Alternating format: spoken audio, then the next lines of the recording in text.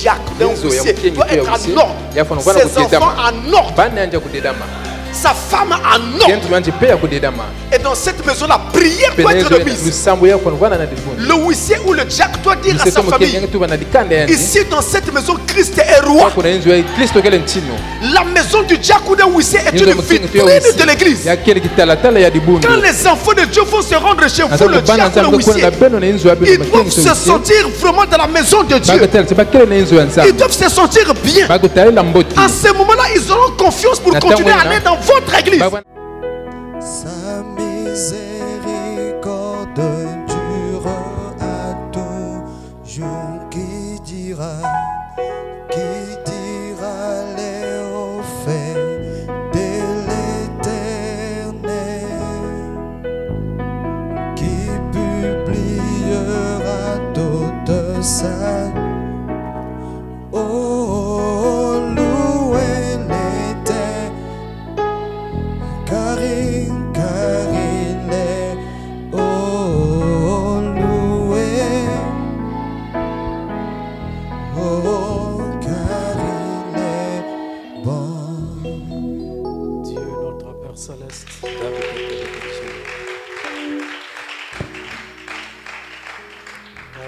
pour cette occasion qui nous est donnée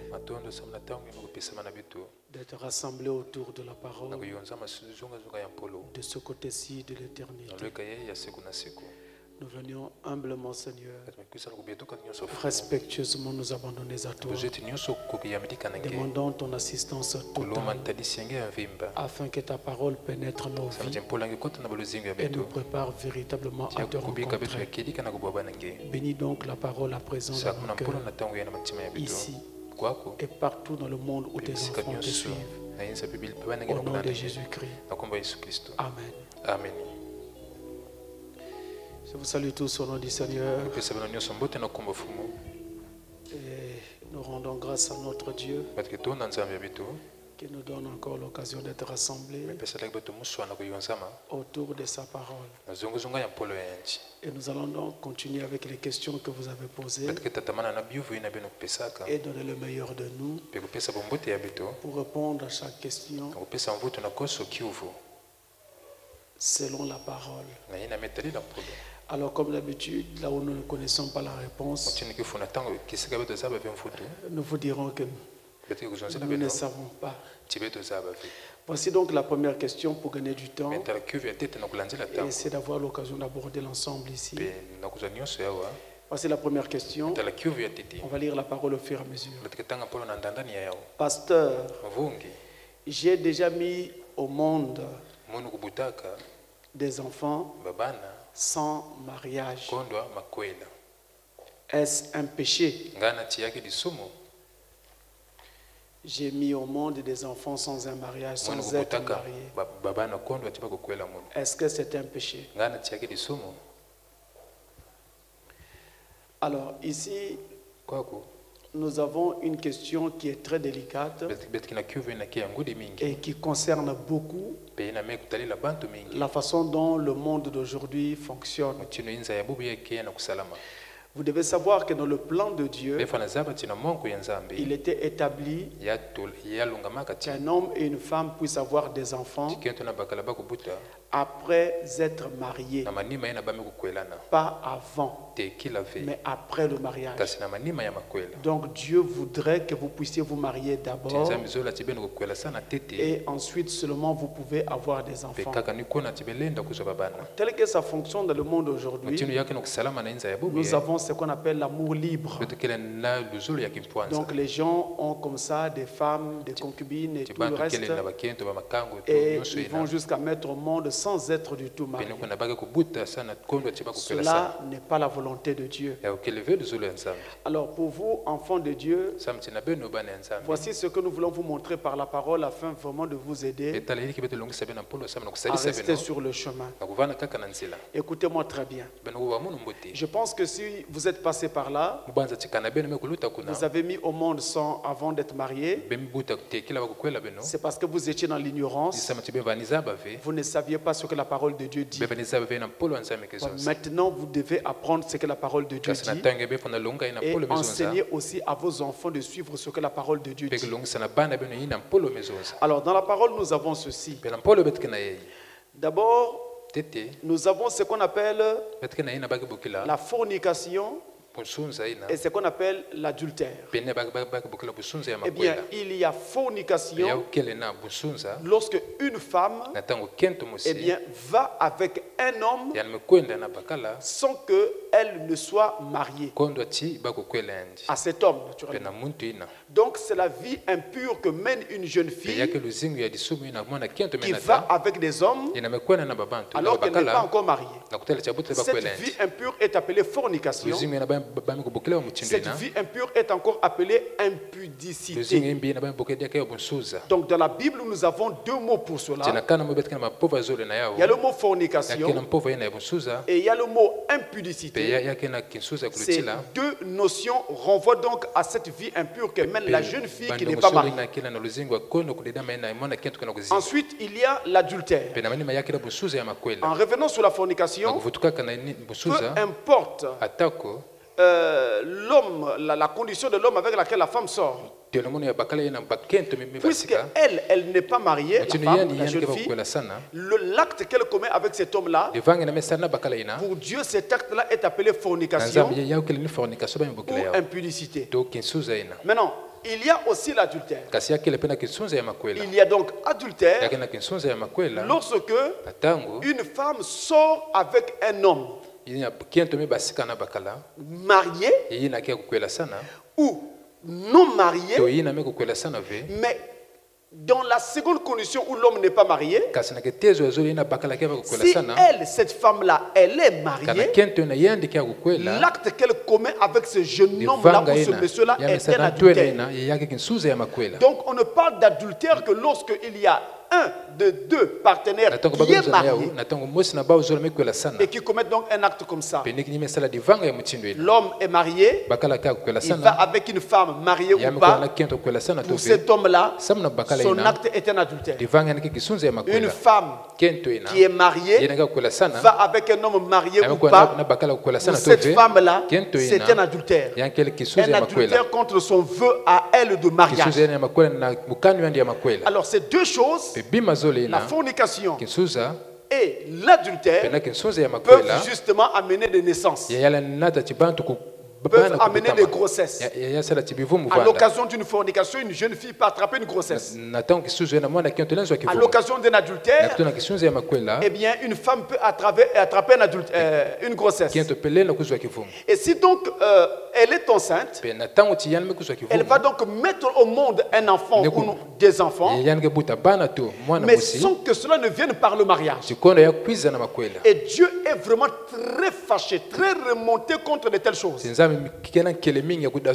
Parce que cet enfant qui est né hors des lieux sacrés du mariage, c'est un enfant qui ne peut pas dire ses korachim librement. Il ne peut pas parler de ses racines librement. Parce que l'acte qui a amené sa naissance était un acte secret. Un acte qui a eu lieu en cachette au cours d'une relation illicite. Une relation qui n'était reconnue par personne, ni par les parents de l'un ou de l'autre, ni par l'État, ni par l'Église. C'est pourquoi c'est une chose extrêmement grave. Dans l'Ancien Testament, il était même dit que les enfants qui naissaient de telles unions, de tels actes, ces enfants-là n'entraient pas dans l'Assemblée du Seigneur jusqu'à la 3e, la 4e génération, voire même la 10e génération. Pendant plusieurs générations, à cause du fait que ce péché-là était quelque chose de très grave. Alors, la Bible dit dans Galates au chapitre 5, au verset 19, Galates 5, verset 19. Or, les œuvres de la chair sont manifestes. Ce sont l'impudicité, l'impureté, la dissolution, La dissolution, c'est le désordre. L'impudicité, c'est la fornication dont nous avons parlé tout à l'heure. Voyez-vous? Et la Bible dit que ce sont des œuvres de la chair. Une femme ou une jeune fille qui sort avec un homme alors qu'elle n'est pas mariée à cet homme-là, elle commet donc ce qu'on appelle une impudicité, une fornication, voire un adultère, selon l'état matrimonial de l'un des deux partenaires. Et donc Dieu dit que ce sont les œuvres de la chair. Dans Ephésiens chapitre 5 et au verset 3, Ephésiens 5 verset 3, il est écrit que l'impudicité, qu'aucune espèce d'impureté et que la cupidité ne soit pas même nommée parmi vous, ainsi qu'il convient à des saints. Donc Dieu ne veut pas que dans l'assemblée des saints que l'on parle d'impudicité ou d'adultère. Il ne veut pas qu'on en entende parler. Et toi donc, enfant de Dieu qui est en route vers le ciel, je vous ai entendu chanter tout à l'heure. Bientôt je chanterai au ciel et tout le reste. Il veut donc que vous puissiez mettre de côté tout ce qu'on appelle impudicité, tout ce qu'on appelle impureté. Nous continuons dans le livre des Corinthiens. Dans 1 Corinthiens 6, 1 Corinthiens 6, le verset 18, il est écrit: fouillez l'impudicité, quelque autre péché qu'un homme commette. Ce péché est hors du corps, mais celui qui se livre à l'impudicité pêche contre son propre corps. Et là, nous avons affaire au seul péché dans la Bible que Dieu nous demande de fuir. Dieu n'aime pas le péché. Dieu ne veut pas que nous péchions. Mais en ce qui concerne l'impudicité, il nous demande de le fuir. Et justement, mes amis, si vous commettez impudicité, fornication ou adultère, vous verrez que vous allez sentir comme si vous n'aviez jamais reçu le Saint-Esprit. Votre expérience chrétienne sera sapée. Et il y aura une telle lourdeur dans votre vie que pour que vous puissiez vous reprendre spirituellement, ça prendra du temps. Et c'est donc très sévère. Il est donc inutile pour une jeune fille d'avoir un petit copain. Il est inutile pour un jeune frère d'avoir une petite copine, une petite amie. Si vous avez besoin de compagnie, mariez-vous. Dans 1 Corinthiens chapitre 7, 1 Corinthiens 7 verset 2, 1 Corinthiens chapitre 7, le verset 2, il est écrit: toutefois, pour éviter l'impudicité, que chacun ait sa femme et que chaque femme ait son mari. Vous entendez ça? Si vous êtes marié, ça va vous éviter l'impudicité. Si vous êtes marié, ça va vous éviter la fornication. Si vous êtes marié, ça va vous éviter l'adultère. Autrement dit, si vous sentez que dans vos membres ça ne tient pas, vous n'arrivez pas à vous contenir, mariez-vous. L'âge légal pour le mariage dans la plupart des pays du monde, c'est autour de 18 ans. Et avec certaines spécificités selon les pays. Chez nous, par exemple, au Congo, eh bien c'est 18 ans pour la jeune fille et 21 ans pour le jeune homme. C'est selon la loi. Donc si vous avez déjà 18 ans révolus, 18 ans et plus, eh bien vous avez l'âge de vous marier. Donc mariez-vous Et ça vous évitera des amis. Si vous êtes une femme, une jeune fille, et que vous ne pouvez naturellement pas prendre un homme en mariage, puisque c'est l'homme qui épouse la jeune fille, la chose à faire si vous avez besoin de vous marier, c'est de prier Dieu et de lui demander de vous donner un homme. Alors il vous enverra un fils de Dieu, pas un païen dans la rue, mais un fils de Dieu, né de nouveau, baptisé du Saint-Esprit, qui travaille, il travaille, pas quelqu'un qui est encore à l'école. Il est à l'école, vous allez manger quoi? Les 100 francs que papa lui donne pour aller à l'école, vous allez vivre où? Dans sa chambre, là, sa chambre d'enfance. Et sur son petit lit d'enfance, parfois le matelas est devenu court comme ça. Il doit travailler. Il travaille. Alors vous pouvez vous marier. Il est né de nouveau. Il travaille. C'est quelqu'un de sérieux. Alors pour vous marier, il faut le demander à Dieu. Donc pour éviter l'impudicité, dit la Bible, demandez le mariage à Dieu. Autrement, il faut faire le choix entre le ciel et le monde. La Bible continue et dit dans 1 Thessaloniciens chapitre 4, je crois que pour ma part, il n'y a rien d'autre qui soit au-dessus de cette parole. La parole de Dieu est au-dessus de tout. Et elle dit encore ici, dans 1 Thessaloniciens 4, et au verset 3, il est écrit: ce que Dieu veut, c'est votre sanctification. C'est que vous vous absteniez de l'impudicité. Voilà ce que Dieu veut. Jeune fille, femme, jeune homme et homme. Voilà ce que Dieu veut. Et il y a un autre passage très important. Frère Branham l'avait souvent utilisé. C'est 1 Corinthiens 6, verset 9. Ce passage est très important. Frère Branham un jour a cité ce passage avec un cœur serré, parce qu'il y avait son propre fils Billy Paul qui était concerné. Et il dit ceci dans ce passage, 1 Corinthiens 6, verset 9. Ne savez-vous pas que les injustes n'hériteront point le royaume de Dieu? Ne vous y trompez pas. Ni les impudiques, ceux qui commettent l'impudicité, ni les idolâtres, ni les adultères, ni les efféminés, ni les infâmes. Ces gens n'entreront pas dans le royaume. Je crois que nous avons essayé de répondre à cette question.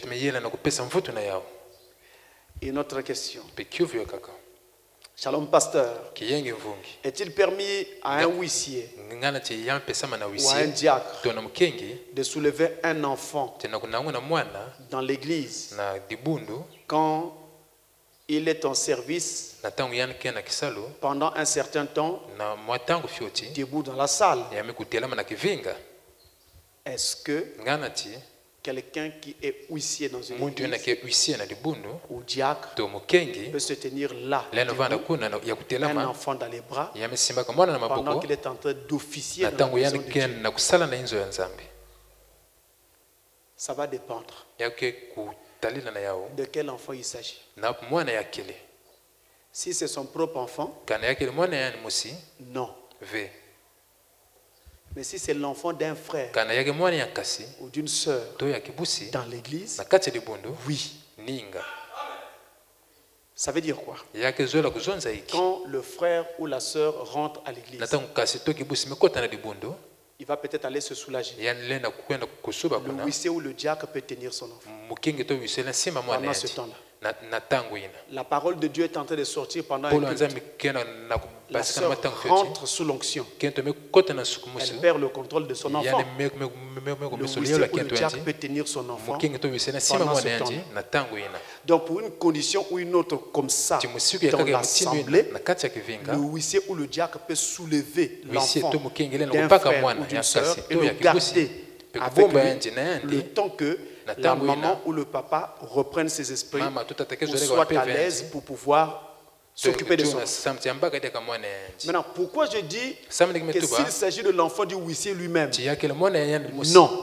Ça veut dire quoi? Le huissier ne peut pas quitter sa maison avec son enfant. Il arrive ici, il fait le service dans l'assemblée, son enfant est en train de le suivre partout. Il rentre dans les allées, l'enfant derrière. Il va là-bas là quoi? C'est un diacre adjoint ou quoi? Ça ne peut pas se faire.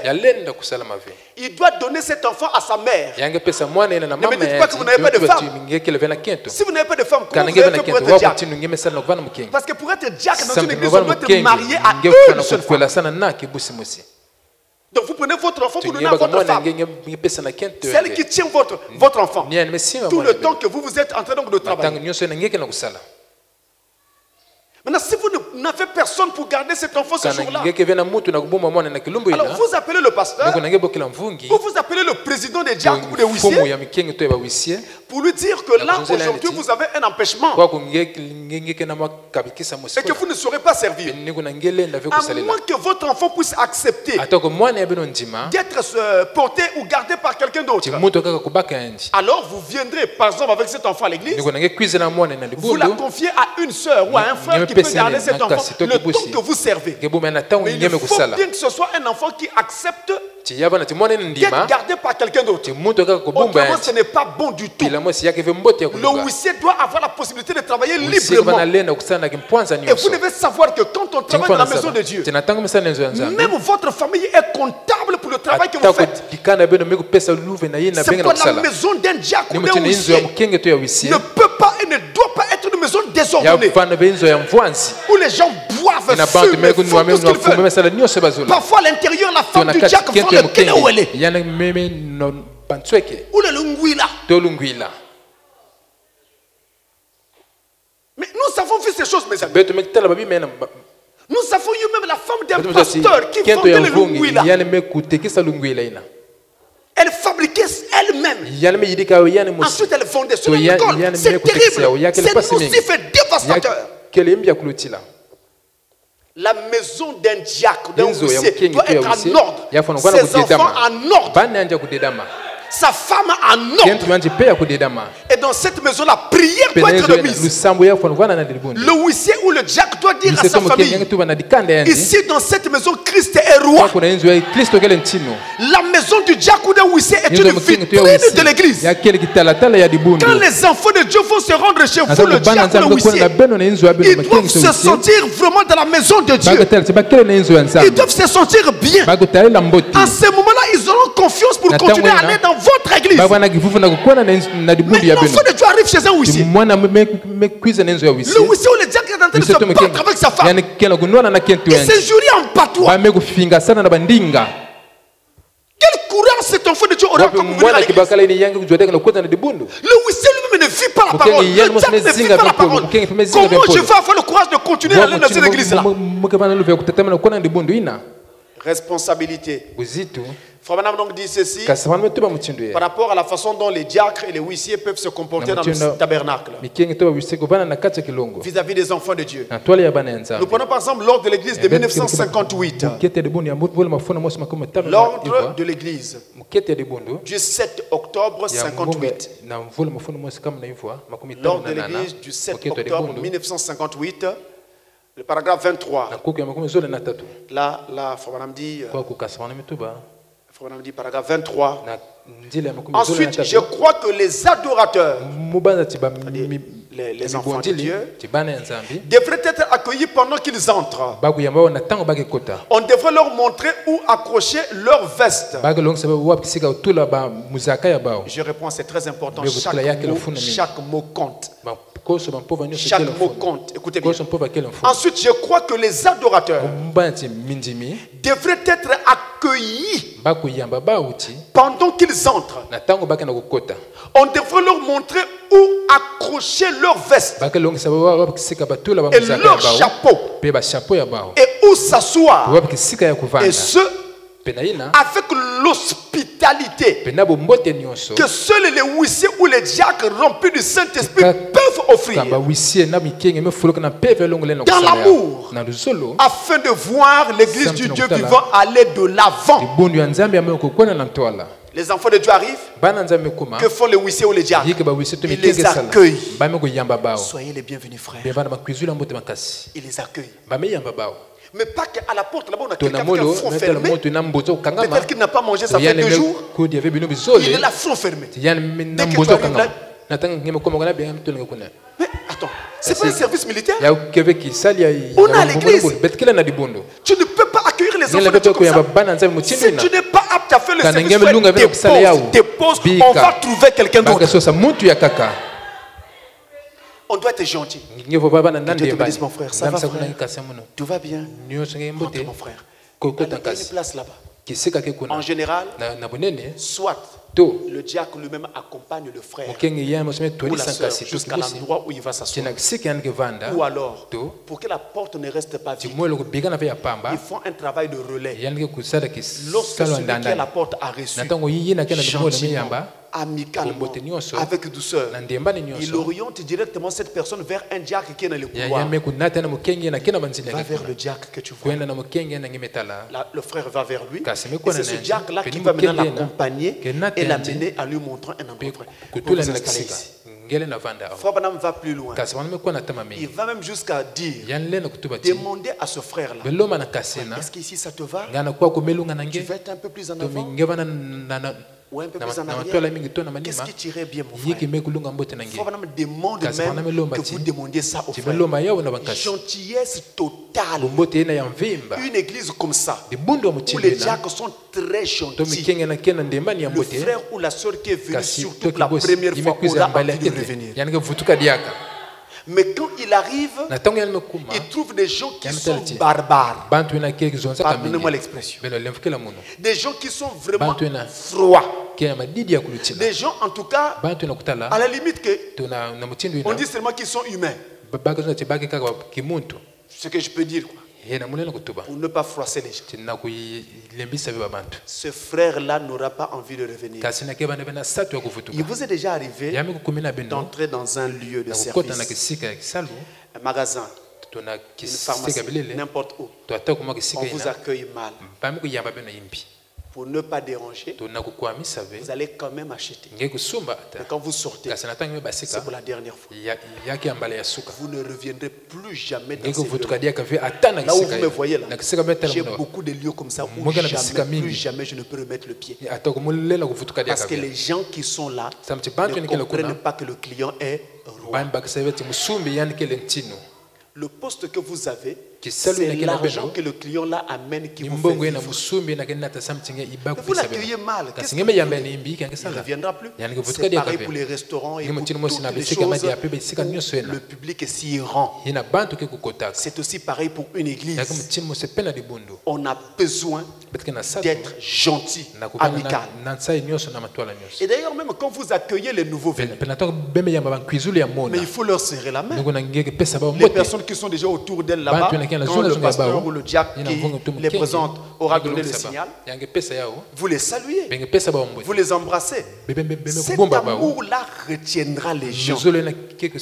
Là où il y a l'amour, les gens se sentiront à l'aise. Là où il n'y a pas l'amour, les gens ne reviendront pas. Parce que vous êtes comme sur un terrain où il y a plein de billes. Et je tiens encore à dire, il n'y a pas un service quelque part dans le monde où il n'y a pas de difficultés. Tout ce que l'on fait, il y a des difficultés partout. Même dans le service de Dieu.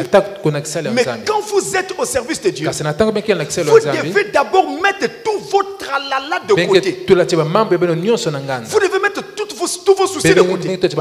Vos ennuis, vos problèmes, vos querelles de côté. Pour faire en sorte que vous mettiez d'abord Dieu devant, son peuple devant et son travail devant. Quand vous aurez fini le service, vous reprenez vos fardeaux, vous allez avec, parce que vous ne voulez pas les déposer au pied de Jésus. Vous repartez avec la maison. On va continuer. Dans l'ordre de l'église de 1963, c'est une autre brochure, ça c'est 63. Donc, l'ordre de l'église du 26 décembre, 26 décembre 63, l'ordre de 1963, paragraphe 131. C'est le 26 décembre 63, paragraphe 131. Ah, donc nous avons deux brochures hors de l'église. Il y a celle de 58 que j'ai lue tout à l'heure. C'est celle de 63. Au paragraphe 131, il dit: le diacre prend soin de la maison de Dieu. Si quelqu'un entre, parlez-lui. Vous entendez? Si quelqu'un entre, parlez-lui. Ne soyez pas comme un monument. Vous voyez le robot, il ne fait qu'exécuter des ordres. On appuie sur la télécommande. Ça c'est un robot. Nous n'avons pas besoin de robots. Ici ce n'est pas une usine où on peut remplacer la main d'œuvre humaine par la machine. Parlez-lui. Aujourd'hui même les robots savent parler. Quand le frère ou la soeur entre, parlez-lui. Shalom frère. C'est déjà lui parler. Seulement le shalom là, c'est déjà parler. Maintenant si tu peux être un peu plus ouvert. Comment tu vas, frère? Ça va? C'est bien. Mais pas que le frère arrive. Tu es un robot ou quoi? Nous ne voulons pas des robots. Parlez-lui. Soyez là. C'est le problème qui continue. Soyez là pour les saluer. Serrez-lui la main. Serrez-leur la main. C'est lui qui parle. Serrez-leur la main. Shalom frère. Shalom ma soeur. Attention, si c'est une soeur, il ne faut pas retenir la main. Shalom soeur. À la maison soeur. Comment? Les frères, c'est quelque chose comme shalom frère. Les soeurs, shalom, shalom, shalom. Non, ça doit être pareil. Faites attention, c'est très important. Serrez-leur la main. Vous êtes le policier. Écoutez bien. Pouvons-nous vous montrer le vestiaire? Ou voulez-vous vous asseoir? Pouvons-nous vous apporter un livre de chant ou quelque chose? Nous aimerions que vous puissiez vous plaire ici et prier. Et nous sommes contents de vous avoir parmi nous ce soir. Ah, oui, tu peux dire à quelqu'un: shalom mon frère, content de vous voir ce soir. C'est très bien. Comme on dit à Lingala, et ça va moins bien. Ça fait un peu du bien. Yeah, et ça va moins bien. Ça fait un peu du bien. Quand on vous dit ça, déjà quand quelqu'un vous dit bonjour, comment tu vas mon frère? C'est ce qui s'intéresse à vous. C'est lui qui ne s'intéresse pas à vous. Bonjour. Bonjour. Ça, c'est l'esprit français. L'esprit occidental. Nous, on vit dans la chaleur, pas comme ça, pas dans le froid. De toute façon, les climats sont différents. Ici, c'est la chaleur, là-bas, c'est le froid. Faut continue. Conduisez-les jusqu'à une place et dites: aimeriez-vous être plus près ou aimeriez-vous être ici vers l'arrière ou n'importe où ailleurs? C'est faire preuve d'hospitalité. Voilà le message de Frère. Voilà comment est-ce que le huissier, jusqu'où il peut aller. Alors, en ce qui concerne le fait d'aider les sœurs et les frères à l'église, il n'y a pas de limite. Vous pouvez aller jusqu'à tenir l'enfant d'une sœur ou d'un frère, parce que en ce moment-là, il n'a plus le contrôle sur son enfant. Elle est en transe, elle est occupée à autre chose, quelque chose comme ça. Vous avez la responsabilité de prendre soin. Maintenant, une autre question. Là, c'est toujours en rapport avec l'église. On dit, pasteur, comment doivent se comporter les gens? Comment doivent se comporter les gens? Les brebis. Dans l'église. Au moment où la parole passe. Et même avant le commencement du culte. Au moment où le pianiste joue sa mélodie. Comment les gens doivent-ils se comporter dans l'église? Avant la prédication. Pendant la prédication et après la prédication. C'est ça la question. Les gens doivent se comporter comment? Déjà, Frère Branham dit, les gens doivent arriver à l'église 30 ou 45 minutes avant le début du culte. Vous arrivez à quelle heure? Quand vous dites qu'un tel a commis un péché, pour vous le péché c'est quoi? C'est l'adultère seulement. Donc si tu ne bois pas, tu ne touches pas aux femmes, tu n'es pas pécheur.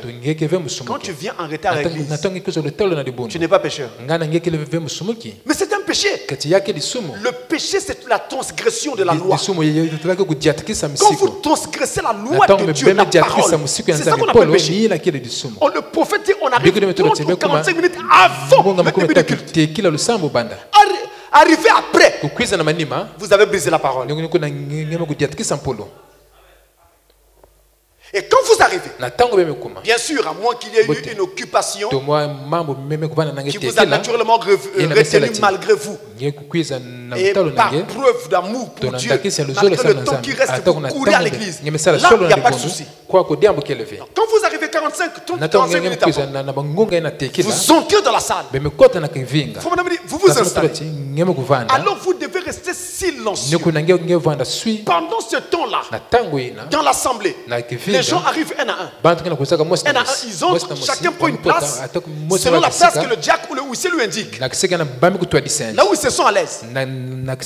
Pendant ce temps-là, le pianiste joue du piano. Et il joue une mélodie sainte.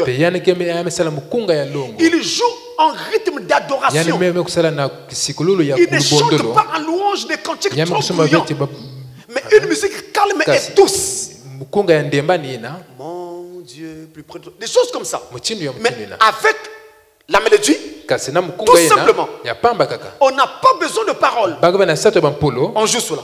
Le prophète dit, si le pianiste n'est pas là, alors qu'on enregistre ces mélodies-là, on va donc jouer la bande pendant ces 30 ou 45 minutes où les gens sont en train d'arriver. La mélodie joue, soit par la bande, le CD, la clé USB, peu importe, ou par le pianiste. Et les gens arrivent, un à un. Et quand ils arrivent, chacun vient à sa place et se tient calme et silencieux. On ne bouscule pas l'autre. On ne demande pas à l'autre un stylo ou quoi. On est calme. Qu'est-ce qu'on fait pendant ce temps? On prie silencieusement dans son cœur, sans déranger le voisin à côté. Ou alors on lit sa Bible ou sa brochure pendant ce temps-là qu'on est en train d'attendre le début du culte. Et une fois que les 45 minutes sont passées, alors le pianiste, qu'est-ce que je dis? Le chantre vient donc à la chaire pour commencer le culte. Alors, on annonce donc aux gens que le culte commence maintenant. On demande aux gens de se lever et on va commencer donc par un petit chant. Ensuite peut s'en suivre la lecture de la Bible où on lit un psaume ensemble comme ça venait de se faire tout à l'heure. Le chantre lit un verset. L'église lit le verset suivant.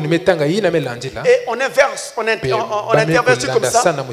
On alterne comme ça jusqu'à ce qu'à la fin, le dernier verset, on le lit ensemble. Mais on n'est pas obligé de le faire à chaque culte. Donc il peut arriver les cultes où on n'a pas lu comme ça la Bible. Ça peut arriver. De toute façon, la Bible sera lue quand le prédicateur prêchera. Et donc il commence à conduire les chants. Il va conduire 3 ou en tout cas entre 2, 3 ou 4 chants. On ne va pas au-delà. Ce n'est pas un concert ici. Donc il va prendre 2 chants, 3 chants ou 4 chants. Et pendant ce moment de chant là, il y a un moment où on va arrêter pour demander la collecte des offrandes. Mais il est aussi faisable de récolter les offrandes après la prédication. Ça se fait également. Et vu que nous avons parfois des problèmes de transport chez nous, pour faciliter la tâche à tout le monde de pouvoir contribuer à l'œuvre de Dieu, il est parfois préférable de récolter les offrandes à la fin. Tout le monde est là.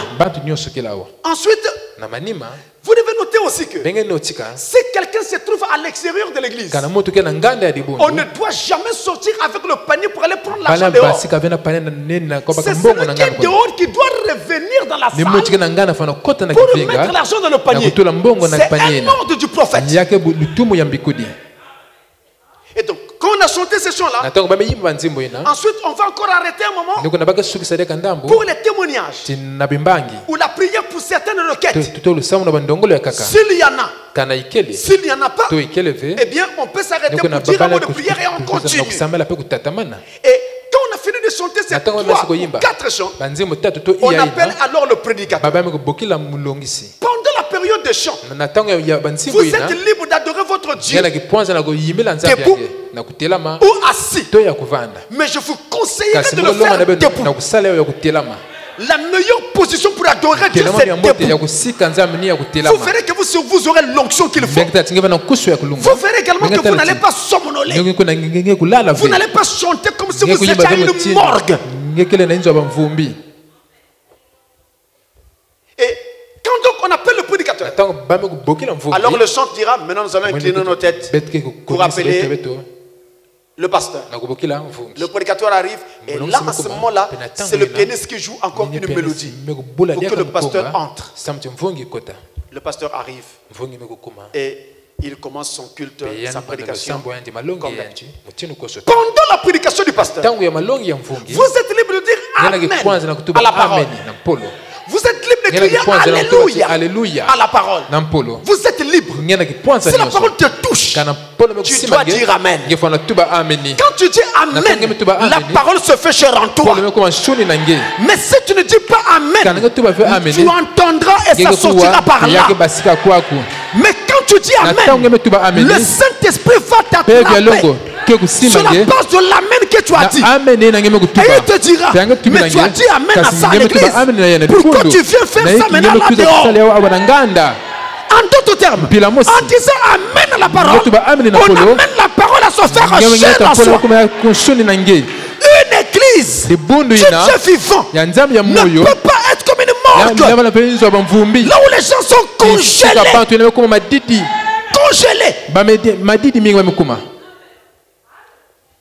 Si la parole de Dieu est la vérité, nous disons Amen. Mais si nous sentons que ce prédicateur est un bandit, c'est un voyou, ce qu'il dit n'est pas la parole, là on ne dit pas Amen. Je ne dis Amen qu'à la parole. Même si le prédicateur dit dites Amen, je ne dis pas. Parce que ce n'est pas la parole qui sonne. Mais si c'est la parole, je dis Amen. Je peux aussi me lever et dire mon Amen. Je peux me lever. Je peux le dire assis. Je peux quitter ma chaise. Par l'onction. Je peux courir dans les allées et dire Amen. Là, il n'y a pas de problème. Seulement ne venez pas déranger le prédicateur qui prêche. Et t'amène là-bas dans la salle.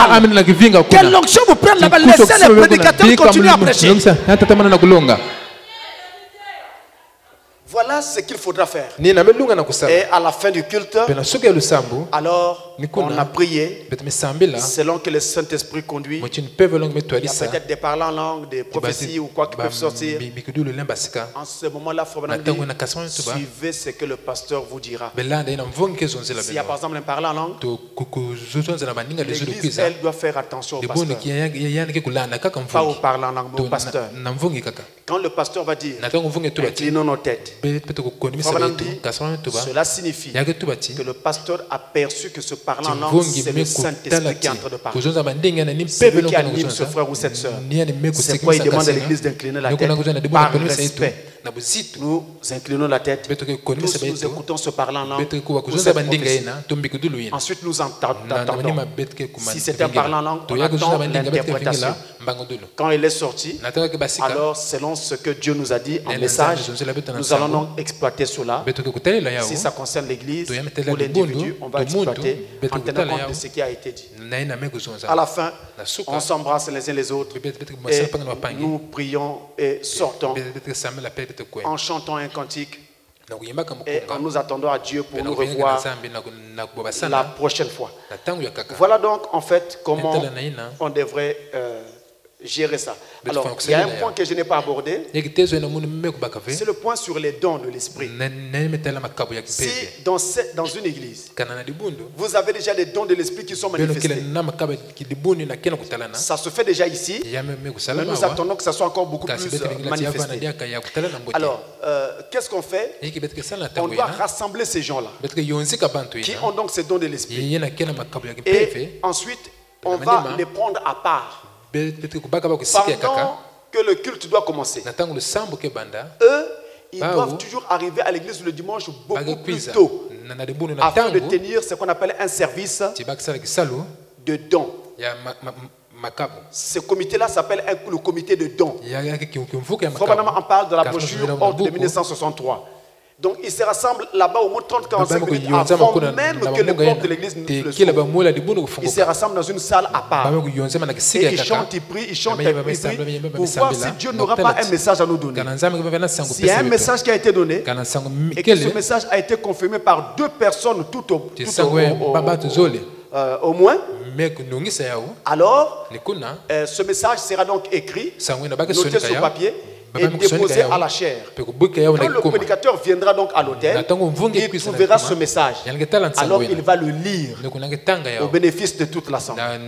Ça c'est quand les dons de l'esprit sont déjà manifestés dans l'église.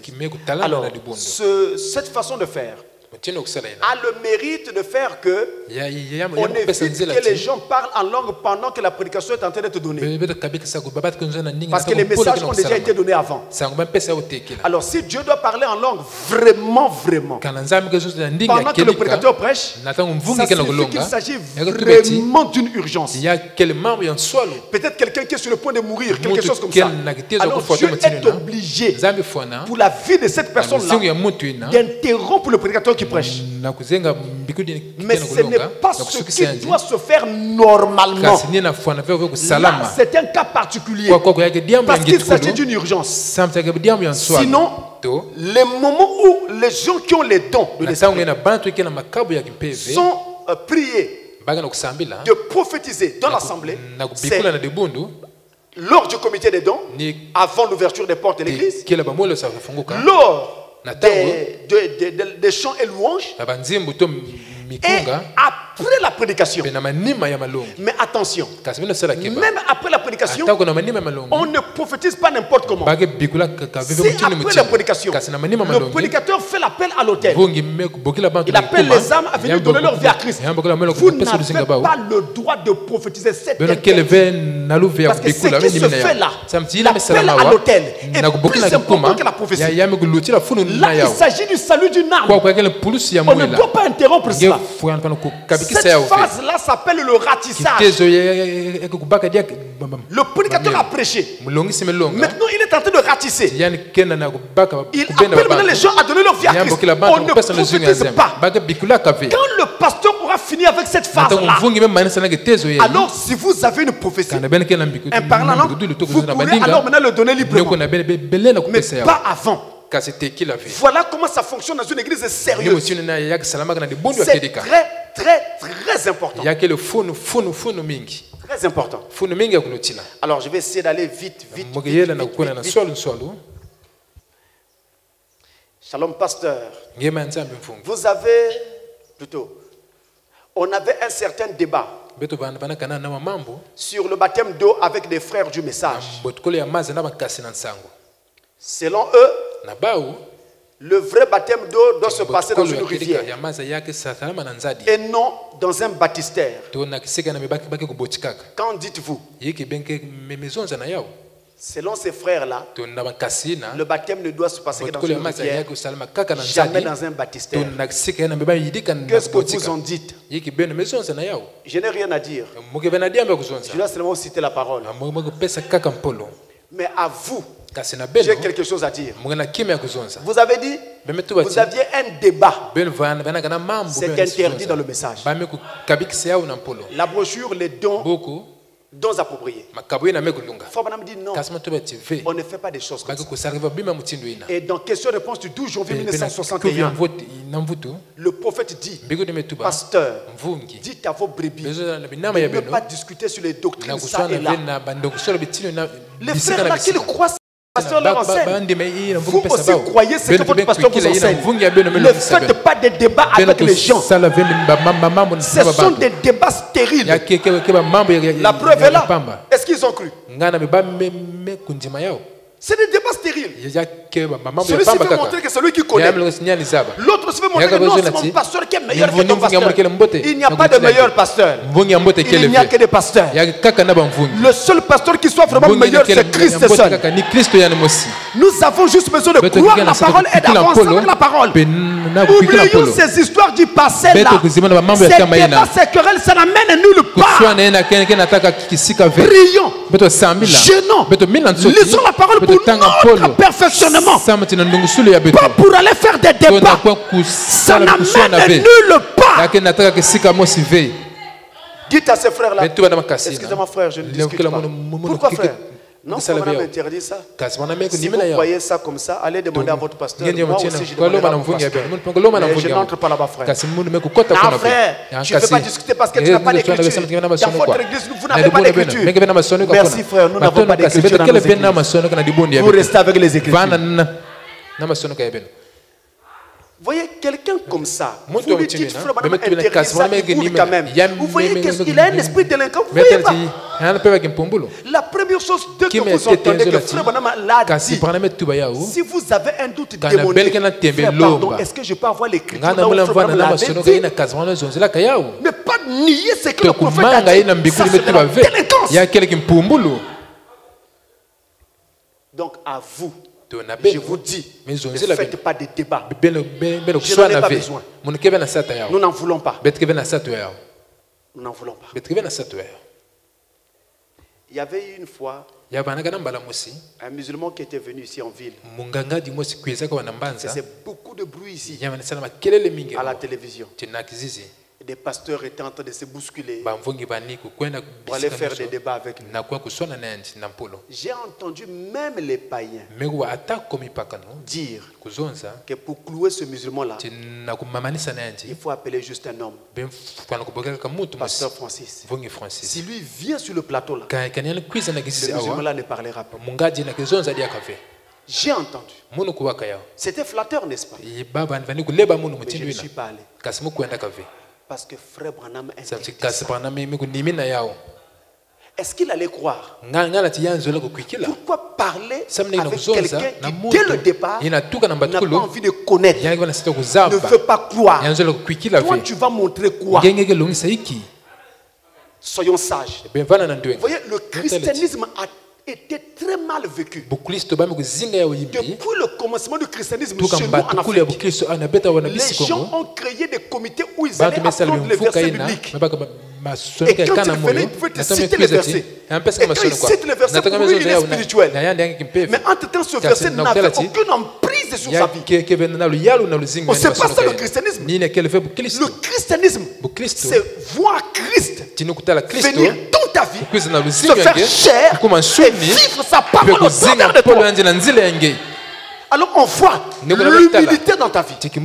On voit le respect dans ta vie. On voit l'amour dans ta vie. Mais dites-moi, est-ce que vous savez que les chrétiens critiquent plus que les païens? Mais chez les chrétiens, c'est plus facile de critiquer que de s'acheter du pain.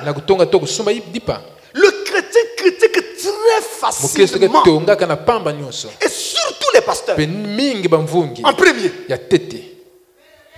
Mais je vous dis vrai, frère. Moi, je suis pasteur. Je vous dis vrai. Surtout les pasteurs. Pour être honnête, les premiers pécheurs de la terre, ce sont les pasteurs. J'ai dit ça, moi-même je suis pasteur. Je suis dans le lot. Pour que vous ne pensiez pas que j'attaque un pasteur. Non, je n'attaque pas un pasteur. Je parle sérieusement pour que nous puissions reconsidérer nos voies. Parce que les pasteurs sont arrivés à un niveau de délinquance spirituelle. Il n'y a plus de mots pour qualifier ça. Ils marchent sur le cadavre des âmes uniquement pour l'argent. Ils trafiquent, font toute l'histoire. Donc, vous, pas de débat. Nous voulons vivre la parole. Nous disons Amen à la parole pour que la parole se fasse chère à nous. J'ai fini, je vais à la maison, je prie et je continue à marcher. Pas pour les débats. Je peux parler à quelqu'un en l'exhortant. Mais dès que je vois que ça devient un débat, je dis frère, je m'en vais. Alors, vous avez dit, est-ce qu'on peut baptiser quelqu'un dans un baptistère? Je vais prendre une écriture ici. La brochure, c'est le lever du soleil. Paragraphe 335. 335. C'est la seule fois que Frère a prêché ça. Écoutez bien. La Bible dit, tous ceux qui crurent, voyez-vous, furent baptisés. Il y a un baptistère ici. Il y a un baptistère ici, rempli d'eau. Il attend tout candidat qui est prêt à mourir à lui-même. Il y a un baptistère où? Ici. Ici où? Au Branham Tabernacle. Vous n'avez pas de baptistère? Vous n'accomplissez pas la parole. Mais on baptise dans les rivières et les différents endroits. Si on n'a pas de baptistère, mais quand il y a un baptistère, on n'a pas besoin d'aller si loin. Vous risquerez d'être attrapé par un poisson là-bas, un silure ou un serpent d'eau. Hein, frère Bangeli? Toi qui as l'habitude de baptiser. C'est notre diacre qui s'occupe des baptêmes. Mes frères, baptiser dans les eaux, j'en sais quelque chose. J'ai baptisé des gens dans la rivière à Brazza qu'on appelle la Tchémé. Pour ceux qui connaissent. Frère, je lève ma main. Ceux qui connaissent Brazza la savent. Il y a des herbes tout autour de la Tchémé. Les serpents sortent de ces herbes entre les eaux. Au nom de Jésus, je suis en train de baptiser quelqu'un, je vois un long serpent en train de sauter comme ça dans l'eau. Bon, qui va fouiller le premier? Toi, tu es le pasteur. Tu es venu baptiser. J'ai vécu ça. Je suis venu baptiser quelqu'un. Le serpent sort là. Il vient dans l'autre direction. Regardez, la brebis donne le dos, non? Qui voit le serpent? Le pasteur. Je le vois venir. Qu'est-ce qu'il faut faire? Lâchez la brebis et fouiller. Dès que j'ai vu, j'ai prié dans mon cœur. Oh Dieu! Soudain, je ne sais pas ce qui s'est passé. Le serpent a dévié sa trajectoire. Elle est passée de l'autre côté. Mais en déviant, un long serpent. J'ai aussi baptisé dans des endroits où, dans un village, il y avait des pitons qui sortaient des eaux et autres et venaient manger les coques dans notre parcelle. Dans ce village-là. Moi-même, j'ai vu, j'avais entendu parler, et puis un jour, j'ai été témoin. J'ai vu ce python, il a attrapé un coq. Donc, le temps qu'il était en train de l'avaler, nous l'avons surpris. Donc un des villageois, qui était aussi un frère, vraiment expérimenté, il a pris une machette bien taillée, et il a tourné. Lorsqu'il a donné le premier coup, la tête du python était sectionnée sur place. Séparée du corps. C'est là que je vais apprendre beaucoup de choses. La queue était en train de bouger pendant un certain temps. Et j'ai appris plein de choses sur les serpents et autres pendant que je prêchais dans ce village. Alors un jour, il fallait que je fasse un service de baptême non loin de là. Et où, dans une mare, même pas une rivière, une mare. C'est-à-dire, la pluie était tombée, avait formé une grosse mare. Comme la rivière était très loin, il me fallait baptiser dans cette mare-là. Je suis conscient que c'est une zone à python. J'arrive. La brebis veut être baptisée. Qu'est-ce que tu vas faire? Tu vas lui dire, non frère, excuse-moi, tu vois, j'ai le palu, j'ai attrapé aussi la grippe, et puis là je sens comme s'il y a la tuberculose. Non, tu es obligé d'aller. J'ai dit au frère, allons-y. Et c'était un groupe de gens qu'il fallait baptiser. J'avais prêché pendant un moment, il y a eu un réveil. Donc nous avons une histoire de plus de... En tout cas, au moins une vingtaine de gens commencent à baptiser. J'arrive vers les eaux. Première chose que je fais, avant, frère, je vous dis, dans les eaux, il y a des esprits. Ne vous amusez pas. Donc quand je vais vous baptiser comme ça, la première chose, je commence à prier sur la berge. Je prie et je prends sous contrôle tous les esprits qui peuvent être dans ces eaux. Ensuite, je rentre. Quand je prie là, je fais une prière d'ouverture du service. Et cette prière est normale. Les enfants de Dieu entendent une prière comme celle qu'on fait d'habitude à l'église. Mais entre-temps, avant d'entrer dans l'eau, surveillez-moi bien. Vous allez remarquer que je vais traîner quelques minutes sur la berge. Je ferai semblant de vous parler. Je suis en train de prier. Avant d'entrer, là je fais maintenant la prière qui veut me permettre d'entrer dans ces eaux-là. Mais vous ne saurez pas. Je parle avec vous. Mais je prie. Ce travail-là, c'est ça. Après, je rentre dans l'eau. Vous savez, dans la plaine, il y a une sorte d'herbe qu'on appelle les graminées.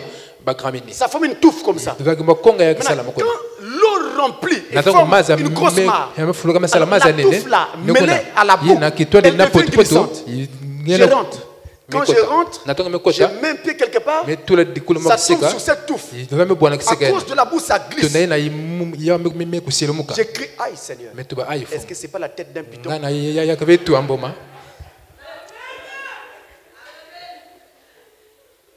Parce que c'est une chose qu'un serpent n'aime pas. C'est d'être provoqué. D'être bousculé ou réveillé de son sommeil.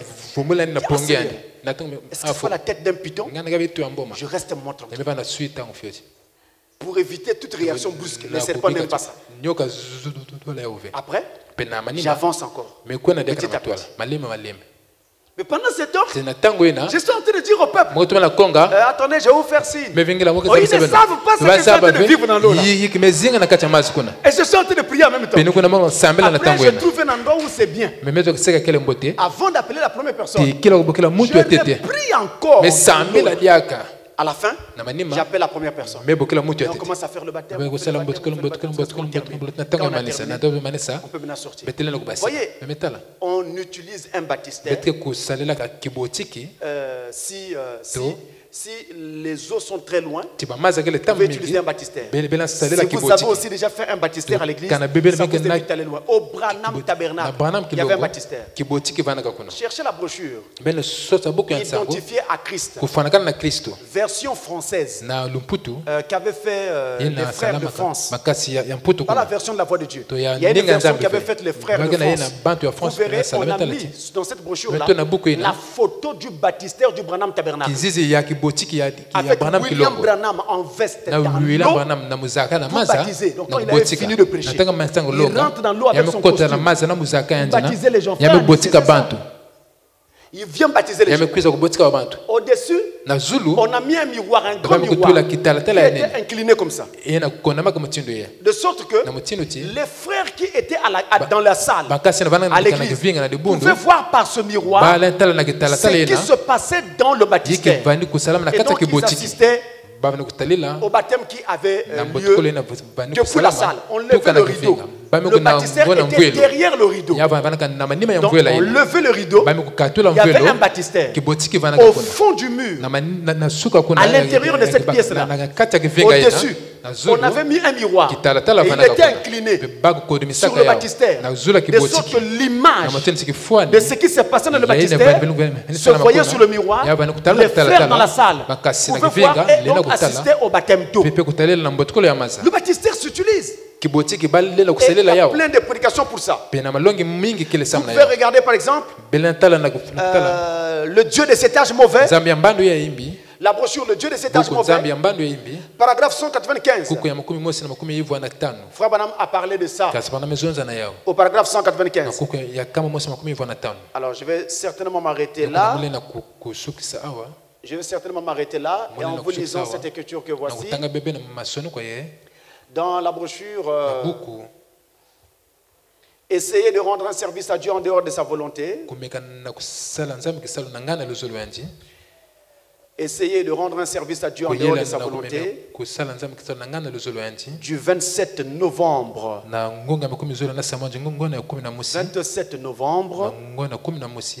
1965, le paragraphe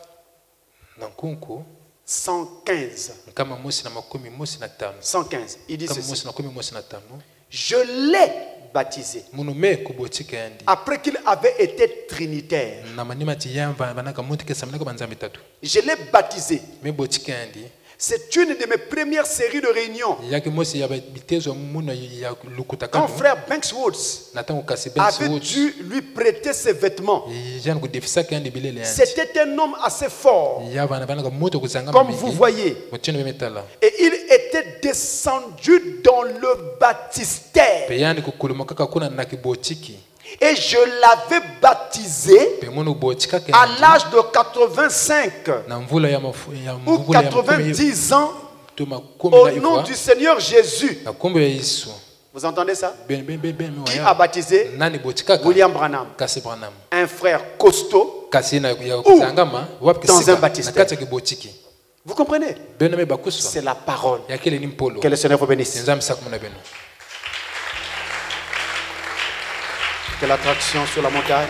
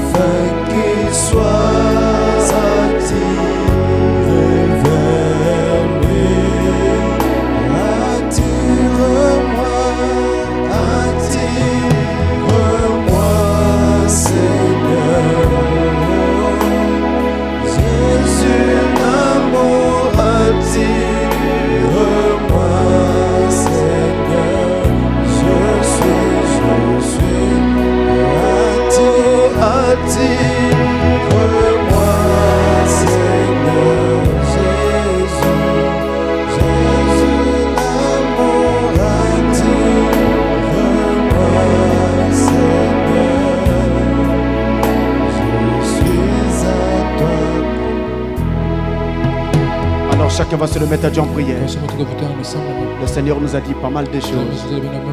Et ces choses peuvent aider. Chacun va se le mettre à Dieu en prière.